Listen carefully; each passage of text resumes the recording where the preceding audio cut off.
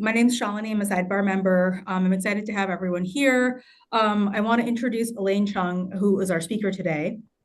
Elaine and I have known each other for a long time. We used to work together a long time ago at Abbott Vascular. And she's actually gone on to have a fascinating career outside the norm of just staying in one industry, like I've done. But she has got a fascinating discussion for us today. And as I mentioned to her, and as I mentioned on the posting, I'm excited to be able to introduce someone who can talk about something that's not just AI. So yes, Elaine, we can talk about being better than just AI, but fascinating topic. Elaine has focused a lot and has been a leadership and strategist and keynote speaker and is the author of The Illusion of Authenticity. And a lot of what she's going to talk about today is about play, the neuroscience of play, drawing on org behavior research, and really talking about how and why play and the thought process around play and curiosity is a serious leadership advantage. So with that, Elaine, let me hand it over to you, and you can give your blurb then and kick off from there. Thanks. Thanks so much for having me. And there's nothing wrong with staying in the industry if that's what drives you too, because I had been there for almost 20 years in that med tech space. So, what I thought I'd kick us off is actually, let me share this real quick. Everybody can see that okay? Awesome. All right. Now, play can be seen as something extra on top of things, but as many, many other things. And kids do it so well that they actually teach us a lot of different things. And so, what I thought is to start with a question of choose one word that describes play to you. Hmm. And I'll wait for participants before the reveal. We're trying that out this time.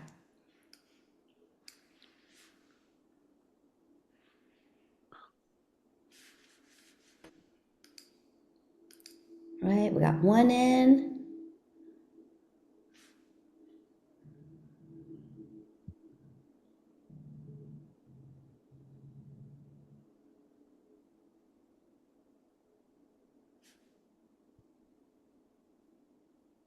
Well, hang on. Anybody else thinking about play?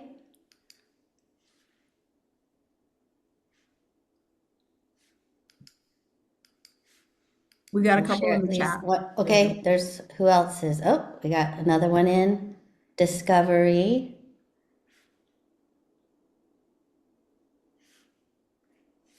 Laughter. Thank you.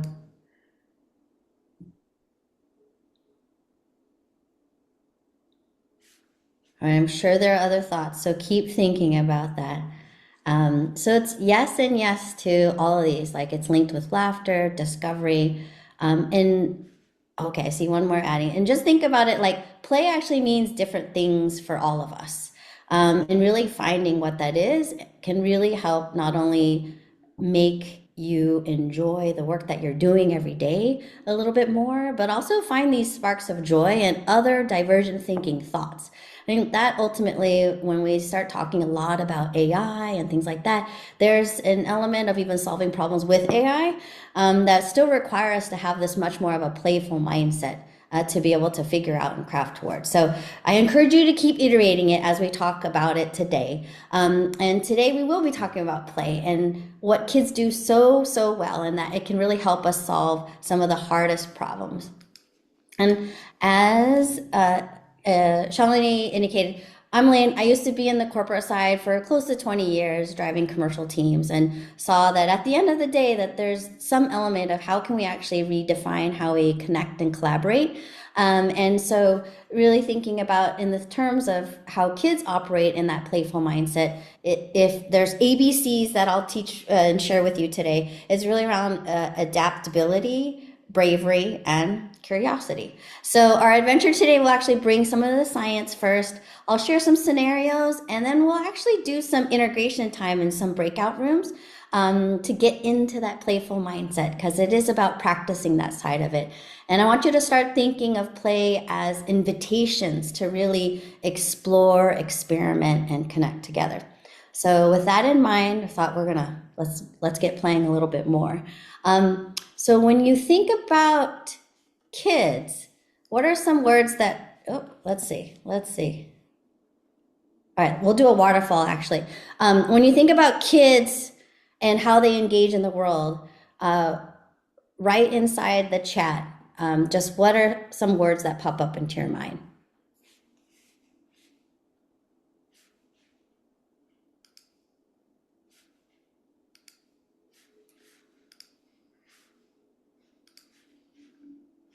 Okay, freedom, they fall down, diversion, fun, yes.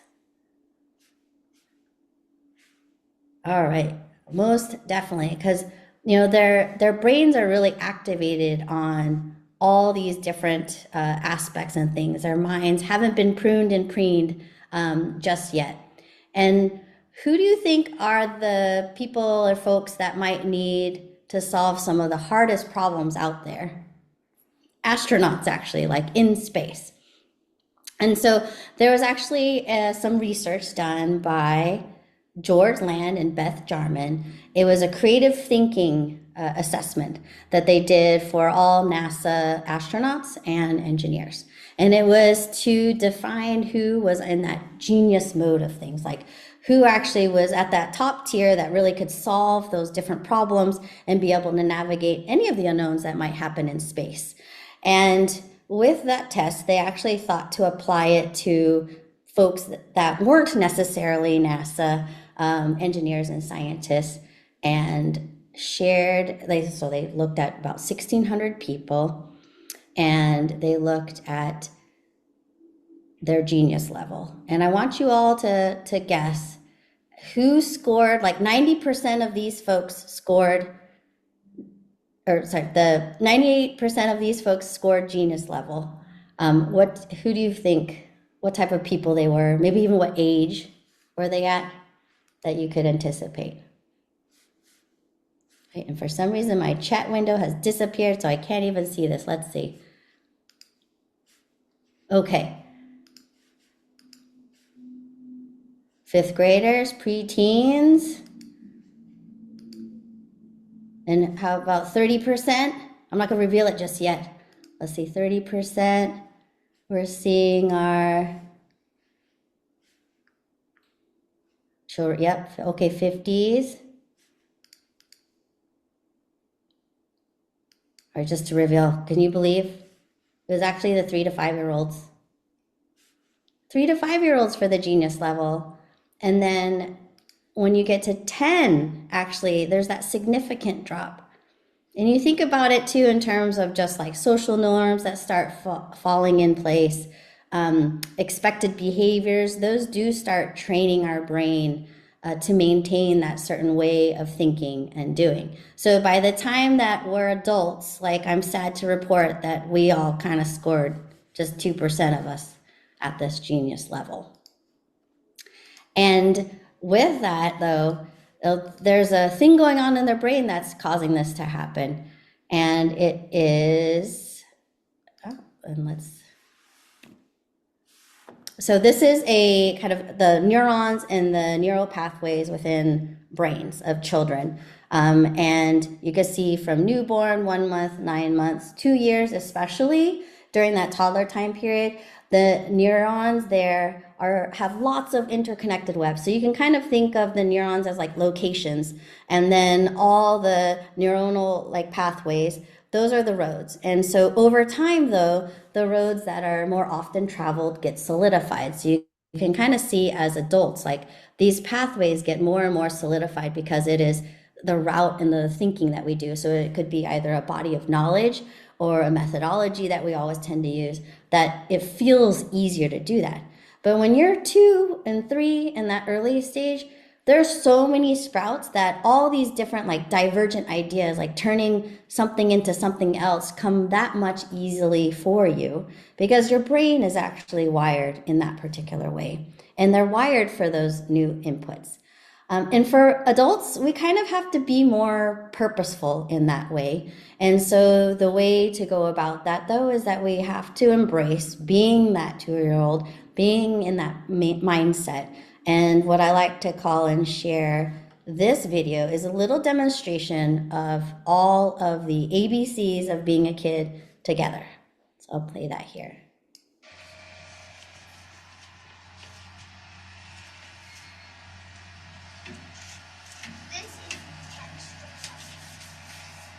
We got some cleaning going on, and their task was to clean the patio.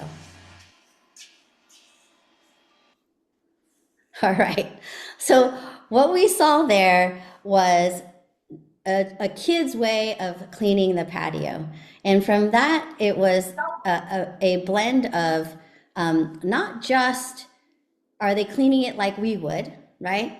But you can kind of see like they were using a whole other different body of tools.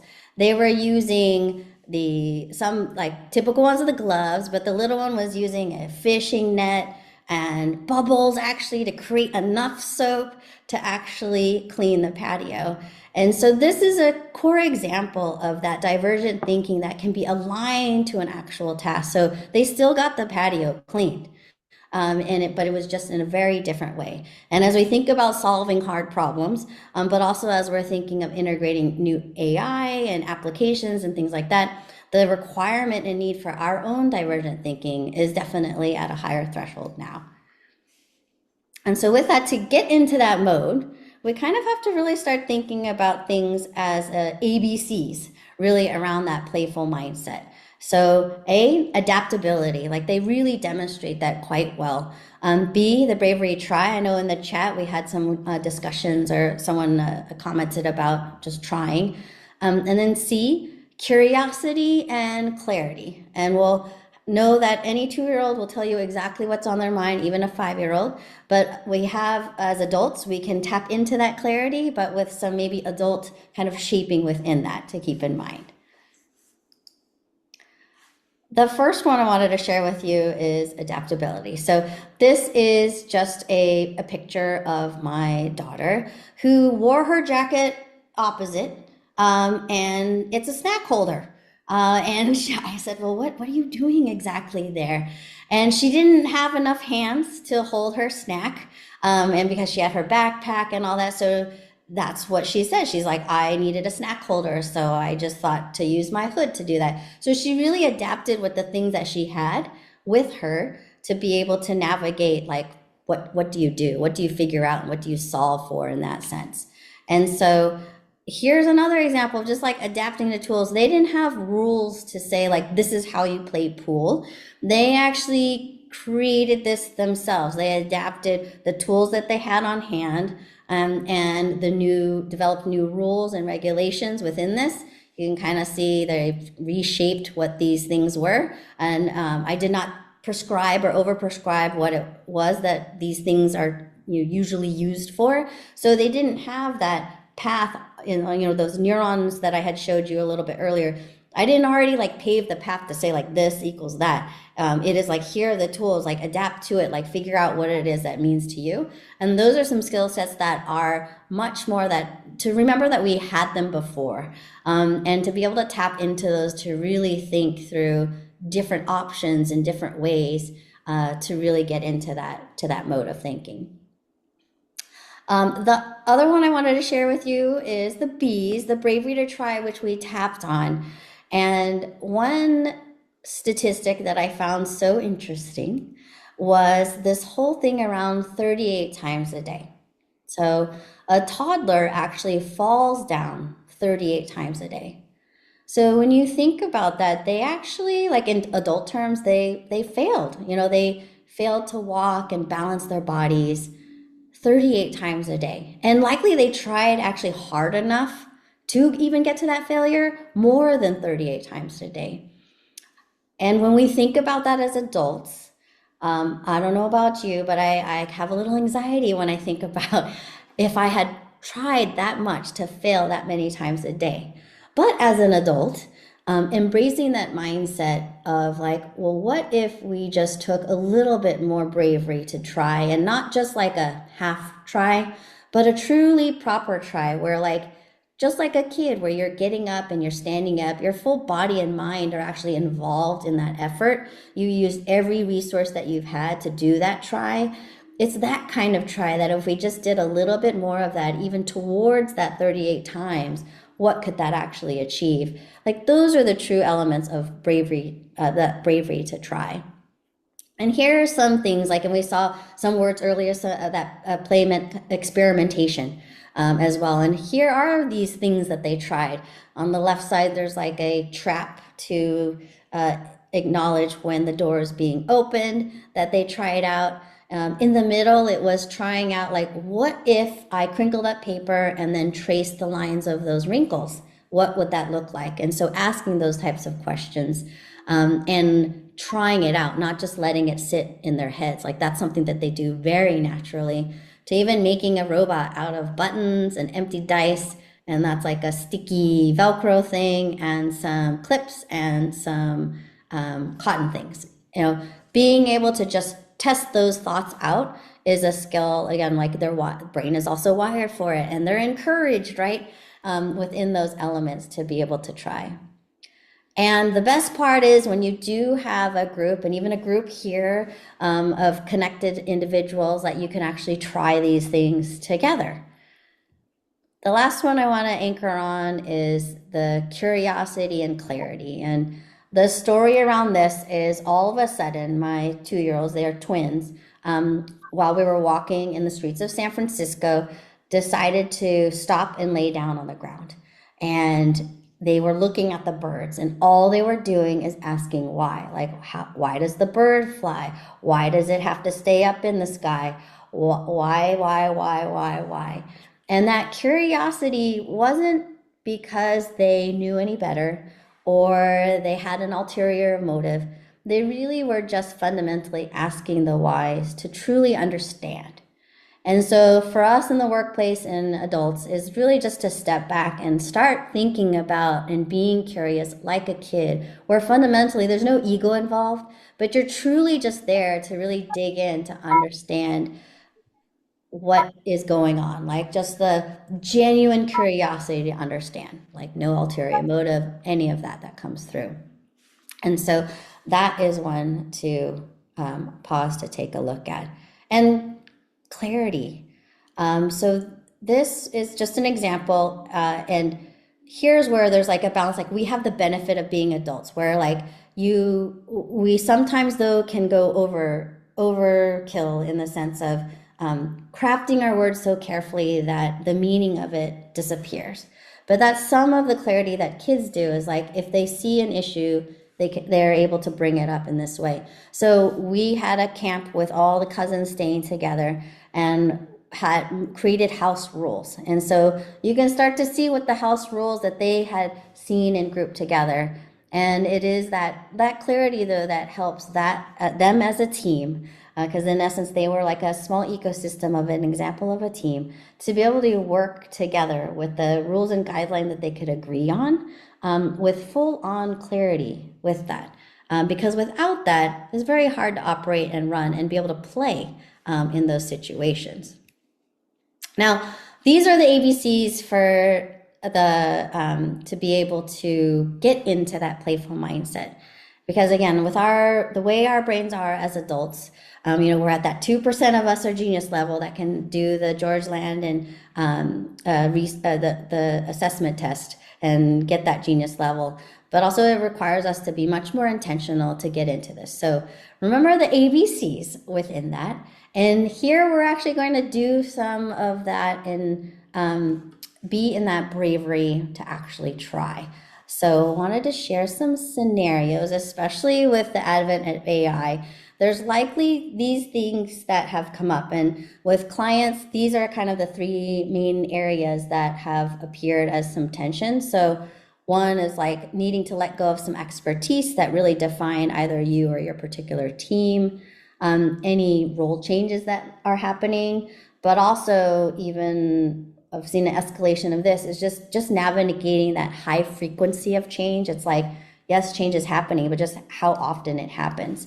So within the chat, and I am going to put this here. Here are the 3 options. If you can just indicate in the using the emoji, you can just copy and paste which one is most relevant to you.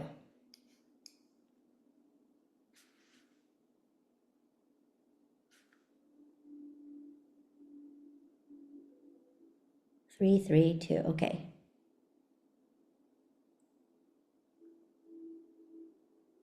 All right, so we got a lot of twos and threes.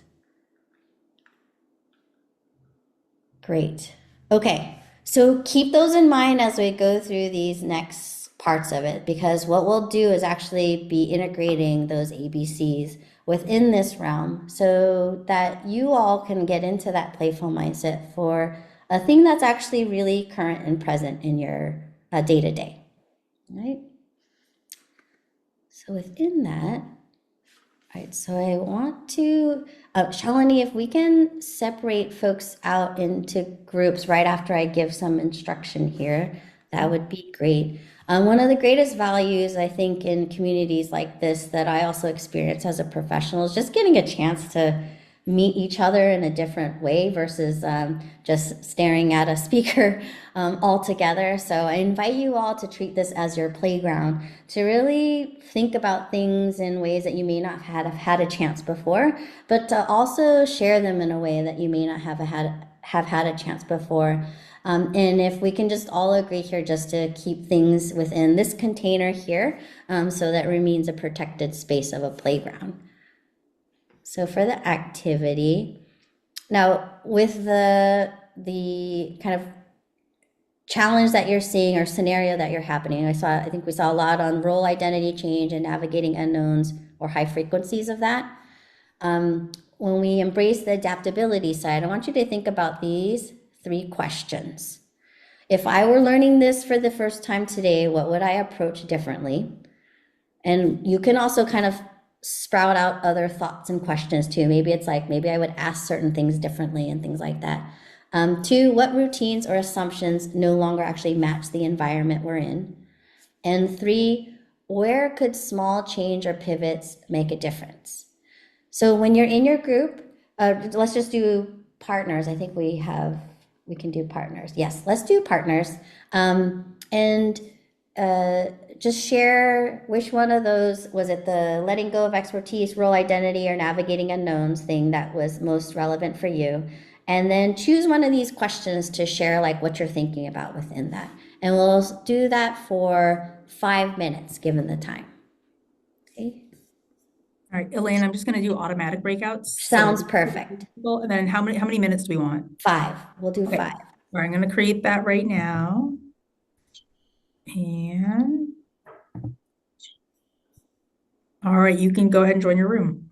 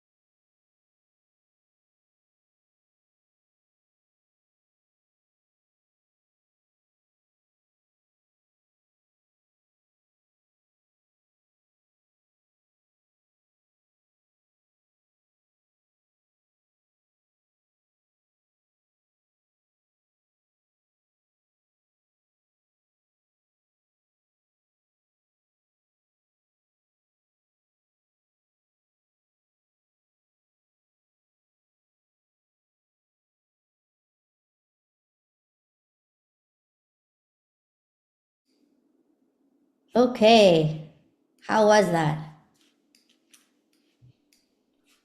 I just see boxes, but I'm going to share a little bit. Hopefully, you found some insights and nice but short. I know, I know. Yeah. This is just to give you a little taste. Again, we're practicing. And so, in a lot of these things, too, it's trying to make it easier, right? Like the change that we deal with at work, the hard stuff that we have to work through. We grounded this in solving hard problems, but it is that practice effort of just even getting into these other levels that really can highlight, oh, right, like this is how we can think about it, or this is what actually matters. So I'll share a little bit in case of the conversation I had. I got permission, but uh, to hopefully bring some common threads if you heard it too. Hopefully it provides you some insights there.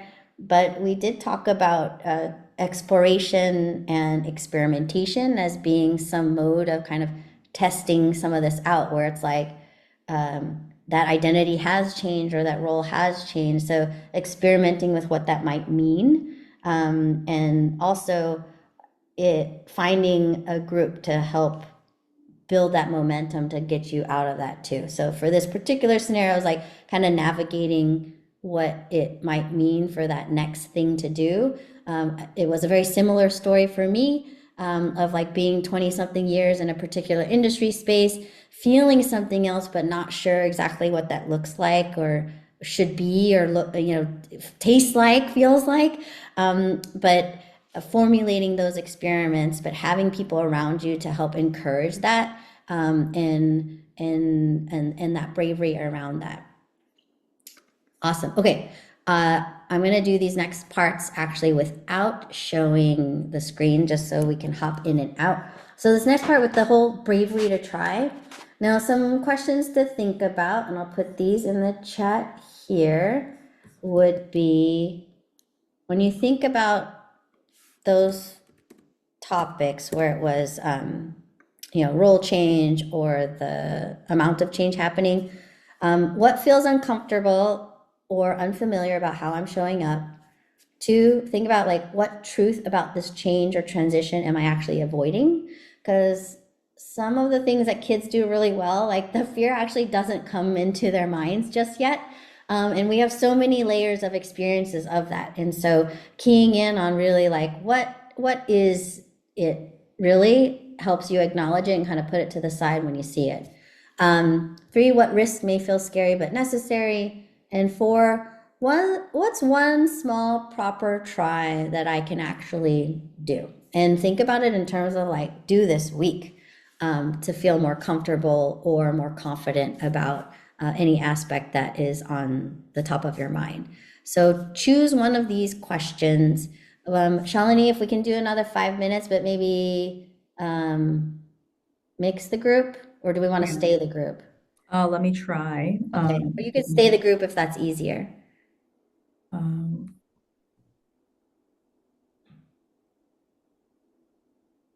I'm going to try to stay the group. So let Okay, me just do sounds that good. and I'll give it 5 minutes. Thank you.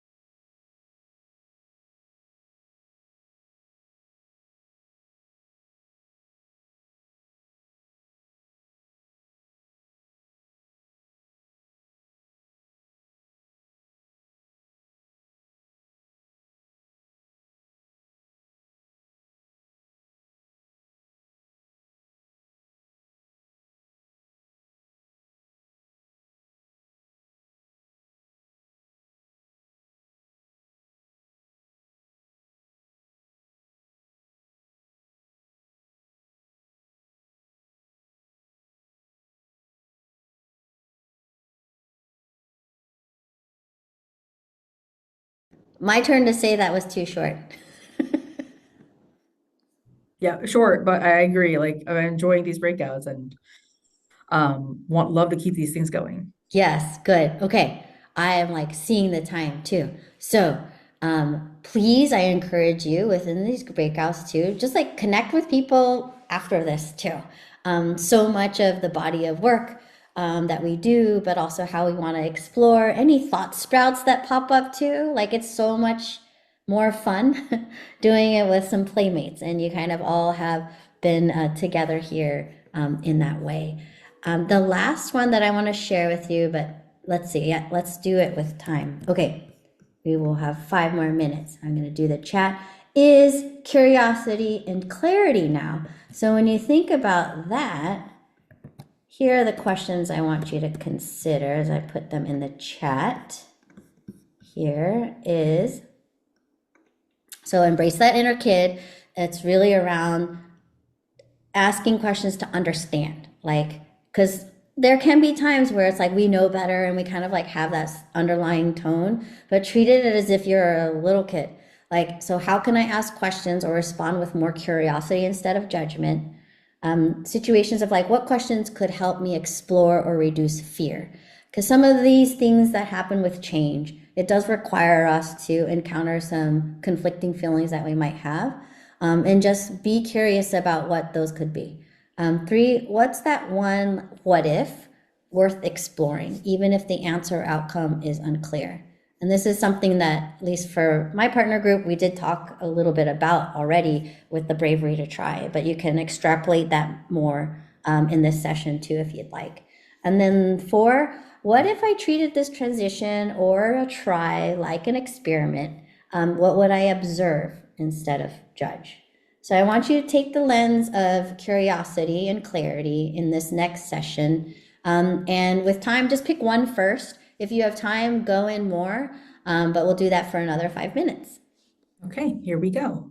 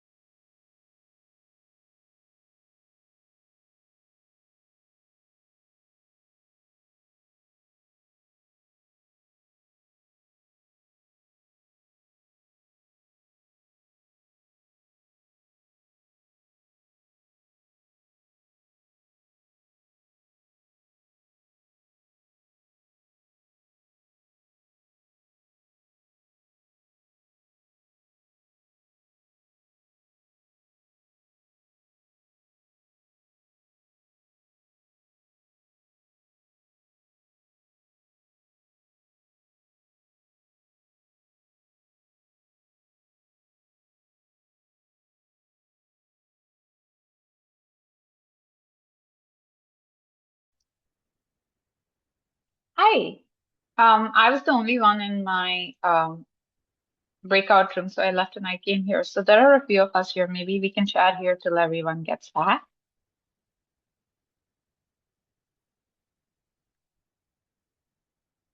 James, Harsha, Chauncey.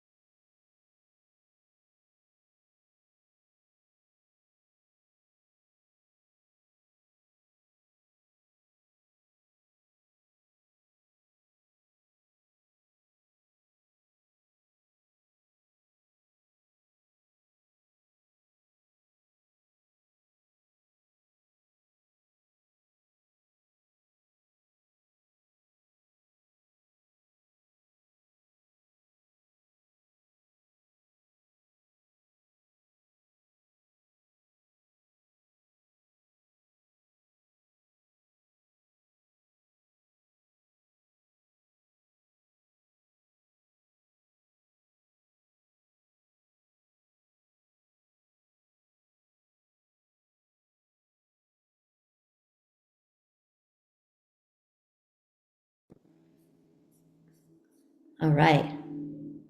That was barely enough. Okay. I Good stuck learning for 30 lesson. seconds on that one. All good. Okay. So, wanted to share a little bit too that, so hopefully you all had a chance to speak and got to, again, like link afterwards as well. But some of the things we talked about kind of been that curiosity and clarity side was some areas that got talked about a little bit earlier, but yeah, sounds good. Yes, please do.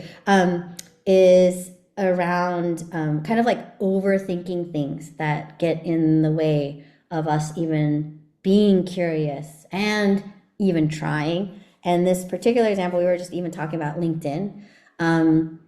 Anytime we meet someone new, what's kind of the first thing we look at is LinkedIn. It's like, what are they about? Where did they work? And even more now, it has become a source where even employers kind of take a look at like, what are they about? What are they talking about?